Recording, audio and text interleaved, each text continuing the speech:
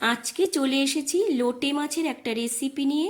তার জন্য মাছগুলো ছোট ছোট পিস করে কেটে পরিষ্কার করে ধুয়ে মাছের মধ্যে দিয়ে দিয়েছি পাতিলেবুর রস, পরিমাণ মতো লবণ, হলুদ গুঁড়ো, আর দিয়ে দিচ্ছি 1 চামচ গোলমরিচের গুঁড়ো, হাফ চামচ লাল লঙ্কার গুঁড়ো, আর অল্প একটু আদা আর রসুন বাটা দিয়ে সব মশলাগুলো এইভাবে মাছের সাথে মাখিয়ে নিতে হবে।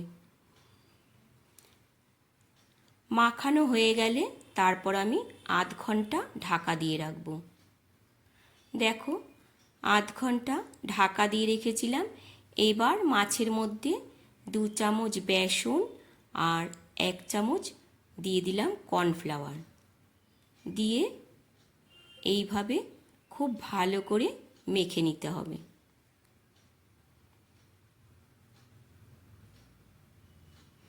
তোমরা চাইলে এখানে কাঁচা লঙ্কা কুচিও দিতে পারো, যেহেতু গোলমরিচ আর লাল লঙ্কার গুঁড়ো দিয়েছি তার জন্য আর কাঁচা লঙ্কা দিলাম না।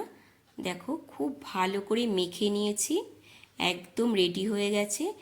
এখন কড়াইতে সাদা তেল গরম করে নিয়ে এইভাবে সবগুলো ভেজে নিতে হবে।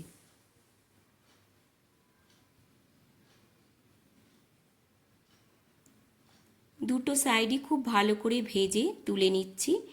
এইভাবে 2-3 বারে আমি সমস্ত পকোড়াগুলো ভেজে নিয়েছি। দেখো, এবার একটা প্লেটের মধ্যে নামিয়ে নিলাম। একদম রেডি হয়ে গেল আজকের নতুন রেসিপি লোটে মাছের পকোড়া। কেমন লাগলো?